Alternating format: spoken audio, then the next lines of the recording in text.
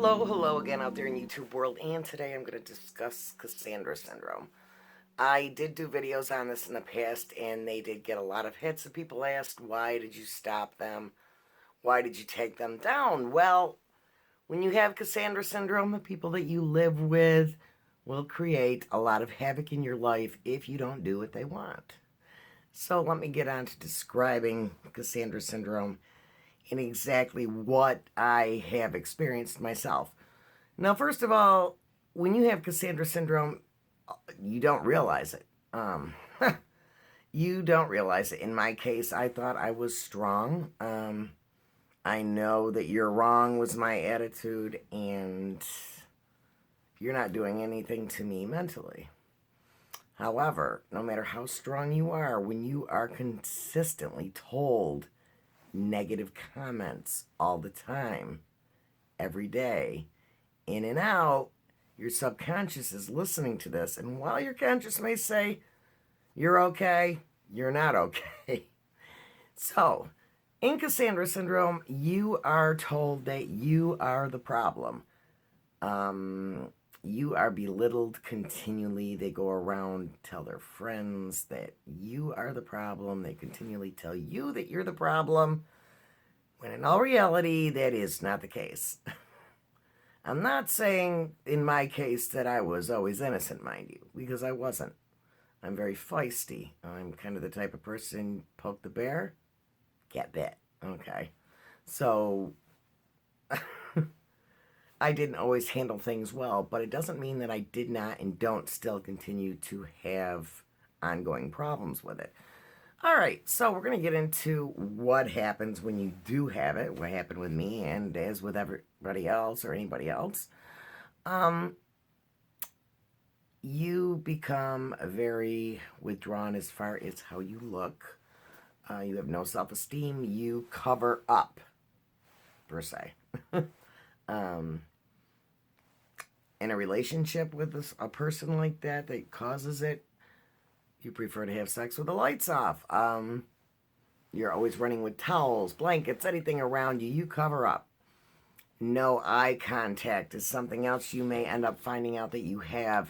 You tend to withdraw from a lot of people out in society, and you tend to maybe look down. Once again, a self-esteem trigger. Look to the side, look up, look here, whatever. It's very hard for you to have eye contact with people. Another thing is you will always say, I'm sorry, about everything. Everything. Things that don't even make sense to say you're sorry about. Oh, I'm sorry. I'm sorry. I'm sorry. I'm sorry. What are you sorry for? Being human? You know? You will become withdrawn and avoid people for the most part. You want to get out of the situation, you want to get out of your house, but you are so depressed and so run down that you tend to stay home. In my case, I secluded myself to a bedroom. At first, it was a certain part of the house, and then it became the bedroom at the end. That's when I realized, I need to get up and out of this room. You need to get out, but then you start having agoraphobic feelings, anxiety, panic attacks, you name it, you got it. You tend to overeat or undereat. If you are continually being told that you are overweight, you may overeat just to fulfill that prophecy, to push the person away, or it may just be something that you do to avoid conflict. It's the only time that you're happy is when you're eating. Or you may do the exact opposite and undereat. In my case, that was never a problem. Food was always my best friend. Trust issues are out the door. You don't trust people. You believe that people have an ulterior motive. You don't believe that people can be genuine and nice to you just because they're genuine people. All of your faith in humankind and mankind is shot. And don't think with Cassandra Syndrome that once you leave the person that created this for you, that it goes away, because it takes years to focus on how to deal with it. Yes. Um, you tend to see the negative side in everybody because while you lived with the aggressor, all you heard was negativity. So, over a period of time of being around that and hearing that, your first thought is to notice everything that's wrong. So, instead of seeing the positive in people and the positive in life, the first thing you notice is the negative. You become angry or you become withdrawn. In my case, I was more angry than I was withdrawn. Withdrawn as in um, meek, something that I never attributed my life to, or anything for that matter. Or you can become extremely angry with people and with anything and everything. So, that is just some of just a few minute things that happen to you. You may become one of these people that does everything because you're always trying to make up for what supposedly you have done wrong. So you may do everything. You may be the leader of everything in your own home, little things like that. So how are you after you move out of a situation like that? Your best bet is to really break all ties. However, if you have children with the aggressor, there needs to be a little bit of contact. Some, maybe. Hopefully your children are old enough, but still, there's weddings and occasions where you'll probably run into this person. At that point, once you move on and move out, and they pull those tactics on you, you look and think to yourself, how did I ever stay there? When you have Cassandra Syndrome and you leave the person, you tend to feel sorry for them. You still have that in the back of your head all those years that they told you, it's your fault, it's your fault, it's your fault. Okay, you actually feel pity for these people, like you did them harm by leaving them. Yeah, believe it or not. The whole time you're with them, you're trying to get away. When you finally do get away, you're like, oh, I feel so bad that I left.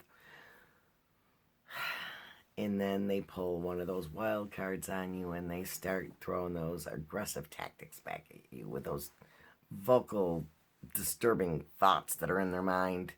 And you just are like, wow, I lived with that. Or you may believe them. In my case, I didn't necessarily believe all of it, but the sadness and feeling sorry is not there. It's not there anymore. And when you do move on, if you have relationships afterwards, it takes quite a bit for you to learn to trust again. You have a very hard time trusting. You believe that there's always ulterior motives. God forbid, should something not be perfect in your life, like everyday life, it's still, it's the extreme. Say 99% of the time your life is perfect. And then there's 1% of the time something goes astray. It not only is something small or minute, but you believe it to be big because you're so used to that negativity that everything's a problem. So when there is a problem, it's like boom, boom, boom. You bring back past events and things like that. And God forbid if the, friends or the person that you're with does something or says something like that aggressor in the past, your mind immediately goes back to the nightmare that you lived prior. So this is something that even after you leave, you really need to seek counseling. And these are just some of the things that you go through. It will physically age you tremendously, inside and out. It will cause physical health problems, extremely bad ones. Um, it's unfortunate, but it's a fact of life. I mean, a lot of people are aggressors, a lot of people are narcissistic, and a lot of people aren't. And when those two hook up together, you know, you're really in for a big a big storm ahead. So if you feel like you've had any of these signs, or if you go online and you look up symptoms to Cassandra syndrome, things like that, you really need to seek help. You really need to seek counseling. And even if you know that a counselor is going to tell you you have to leave, and you're worried about finances and you're worried about what you're going to do, you need to figure something out. You need to make a plan. I don't care if you plan for years. If you have to scrape and save a quarter a day, your best bet's to put money away, save things, do things separately so you have a plan. And God forbid, don't write it down. Don't put it in your phone. Don't do this. Don't do that. If you have to, you know, if you have a friend and you can confide in somebody, put it there. Something that your aggressor is not going to find, because in these situations, you know, it's a terrible thing to go through, and it is very debilitating mentally. So you need to get out of the situation. You need to stop making excuses. You need to stop this, stop that, stop feeling sorry, and you need to move on with your life while you still have some life. So, at any rate, guys, I am going to close this here. I hope everybody's doing well. Sorry for shaking the camera on you. Again, you know, seek out help for Cassandra syndrome. It is a real thing that comes from being mentally abused, or even physically abused and mentally abused. All right, take care, guys, and I will catch y'all soon. Bye-bye.